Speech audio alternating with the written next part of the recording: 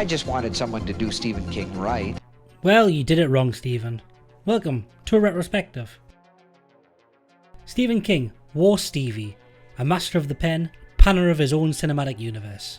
He's well known as a cinema heathen, and he's not welcome to my parties. The man didn't like The Shining, and anybody who doesn't like The Shining isn't allowed around mine. But mostly you're here to talk about movies and not an author with terrible taste in cinema. Well, yes, and I'm going to get to that.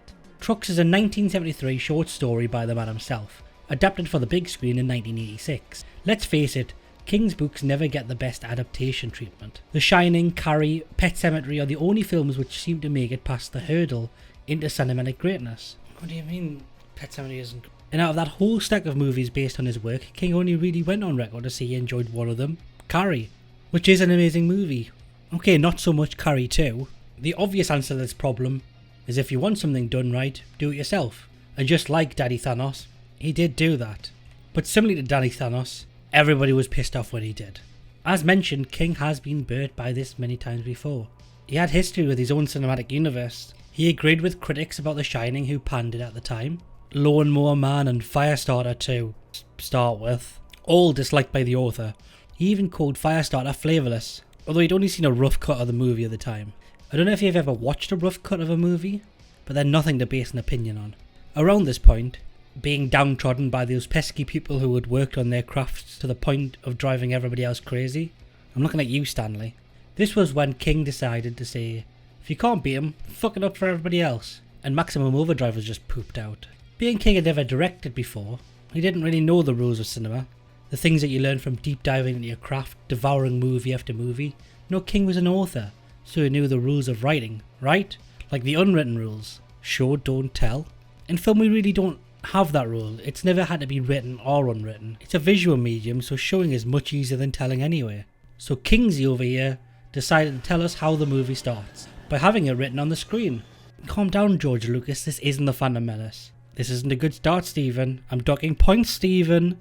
Points off what I have no clue, but I'm knocking them off. Okay, we're going to have to stop for 2 seconds here. The poster for the film has Stephen King as a big face controlling the trucks. But the comet controls the trucks. It says in the opening credits. Is the comet just Stephen King's big head? Okay, go on.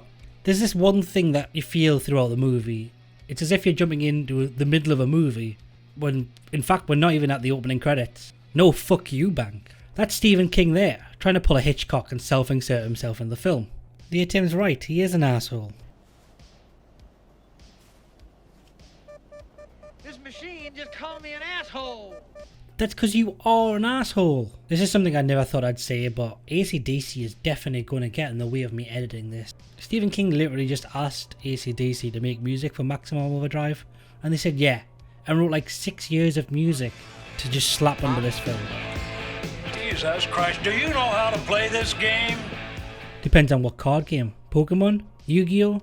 No, it's like some sort of titty top trumps. This film pretty much starts from the get-go, but we're slowly showing machines working themselves. Big issue though. All the stuff that they're showing could just be automatic. I have no clue. Like during the opening credits they show a Bascule bridge opening. Yes, I googled that, because I feel like drawbridges are just over moats. Anyway, they show this bridge opening and causing a big crash. But that's not proof to me that they're alive. Call me stupid, but well, please don't. That would hurt my feelings. But I just presume Bascule bridges, or drawbridges for layman's, would just be automatic, like traffic lights. Everyone stops the cars because the bridge is going up. But I've played GTA, you just gotta jump that shit. There's also some really under the radar deaths. This guy fell from the bridge into the water. Sure, it probably hurt, but that's not a deadly drop, right? Okay, that guy might be, but still? Wait, did AC/DC just die? The only real proven deaths so far are these melons. They even try to suggest that the melons killed somebody. Just in case I googled that. 3 people died from melons last year, and all 3 of them were from some sort of melon disease. If you just zoom in just right here, it looks like blood and guts. Zoom out, boom, produce. I'll get you, Spider-Man! That was my impression of the Green Goblin. I did spend about 25 minutes googling why there's a face on the truck. Basically just Stephen King wanted it. There's no actual explanation. After that amazing and completely important to the plot start, the world sort of just goes into a lull of silence. The whole movie is set in the petrol station, or for our Americans out there, gas station. Don't look in there, it'll go off in your hand. Told you so. I guess as a concept, machines going crazy and trying to take over the world is a difficult concept to get across. Or maybe not. But I guess a good way of showing it would be as if some sort of machine attacks somebody. A carving knife will do, I guess. There's another thing. These things aren't that scary. Later on, they even make it very clear that the machines still need to be fueled or fed. So just unplugging them would kill them, surely. Or you could just hit them with a hammer. Just to make sure that you know you're not safe anywhere. We have a bunch of kids at a baseball match. Now, unless somebody's invented some sort of digital bat I've never heard of, there can't be any machines here to injure somebody, right? Wrong! 2 Americans a year are killed by vending machines. And that's 2 more a year than all of Europe. I don't think this is how it happened, but still. This vending machine has some aim too. Just to double tap the baseball thing, a steamroller rocks up. Where a steamroller comes from, I have no idea, but here it is. Now that you know you're not safe anywhere, this is when King starts introducing new characters. We have this woman, this very handsy man who's a Bible salesman. Who knew that was a thing? The film is also a masterclass in how not to write a character. Now, I've never read Trucks, and to be honest with you, I've only read one Stephen King book, and that was Cell, which I did enjoy. The film Cell, not so much. But when we have a character like this... This is Connie, played by Yeardley Smith of Simpsons fame. In this movie, she plays a whiny, just married wife who's constantly on the edge of being killed every second, either by a machine or possibly by her husband. Like, I wouldn't blame him. I presume she's meant to be the character who asks the questions the audience are asking, like the viewer avatar in the movie, but she just comes off as a 2D and ditzy character. There's a problem in the movie I do have. It's a bit hit and miss which machines aren't being taken over. Cars and trucks I get, but they insinuate this Jack in the Box is alive, but other machines aren't. And what machines do come to life seems completely random. It's not like they chose the machines that can hurt somebody. Imagine waking up one day and you're just a clock. Hey, it's the baseball kid. I forgot about him. I guess a lot has happened, but also nothing's happened. There's a little rundown of what machines can and can't do in this scene. Obviously, we've seen cars can drive themselves, which is fine by me. That makes sense. A toy car somehow chokes a dog to death. This is the point it starts to make less sense. Then there's wires. There's a guy who's been like strangled to death by a tape player. A woman by a hairdryer cable. They could have just stuck to things with wheels. That would have been fine with me. But people getting strangled by wires? Also, why do they never do a toaster jumping in a bath? That's an easy way to go. And it's much better than strangling. Obviously the cars need petrol, as I've mentioned, they need to be fed. But as the machines begin surrounding the gas station, we get these splattering of characters. Pieces that really feel like they're just all clumped together. Is this really the best time to be having a little chat? Before every machine in the world went into Maximum Overdrive. That's the name of the movie! Come on, this really isn't the time to be doing the do. Screw it. Spoiler warning. There was a comet that jizzed out a bunch of green mist that now controls all the cars and machines. And aliens sent the comet. Hello, my baby. Hello, my honey. We only know this because this guy, who's lost a lot of blood at the time, so may not be the best person to be listening to right now. He just mumbles something about aliens. Wait, Stephen King's on the poster controlling the trucks. Is he an alien?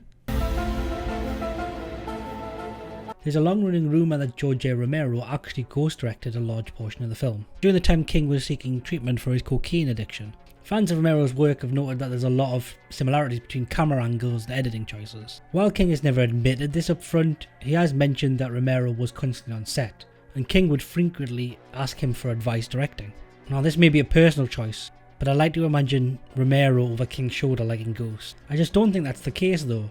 A lot of the direction is just borrowed from famous shots from other movies, like this one, where Stephen King was obviously watching the birds and thought, this scene would look really good if it was trucks. Even some of the music is borrowed from Hitchcock, like here. You tell me this isn't just the psycho stabbing music, and that's kind of the biggest issue I have with this film. King is well known for being a very creative author, spanning genres and ideas, but when it comes to filmmaking, his creativity stretches far as some movies he saw once, borrowing signature pieces from other filmmakers like he's making a Simpsons Halloween special. I get the feeling that this is some sort of cry for help though. This film was made at a point in King's career when he was devoured by his work, to the point of drug addiction. The film itself can be summed up as what it's like when something you've made takes over your life. And that's not me reading too far into the movie. A character literally screams it multiple times in multiple scenes. They can't. We made them. We made you! I honestly believe this man was trying to make a film that reflected his feelings of loss of personality at the time, and sadly he just failed at it. I honestly wouldn't suggest this movie, neither would King, with good reason. Now if you excuse me, I have to record over this tape with 3 episodes of Quantum Leap that I'll never watch. Be kind and rewind. Melons. Thanks for watching, don't forget to subscribe and watch some of the other videos, it'll really help. I left Amazon links in the description for this film if you have the urge to watch this absolute mess, but I've also left a link for the Hitchcock box set down there too. It's basically the same thing. I'll see you next Tuesday.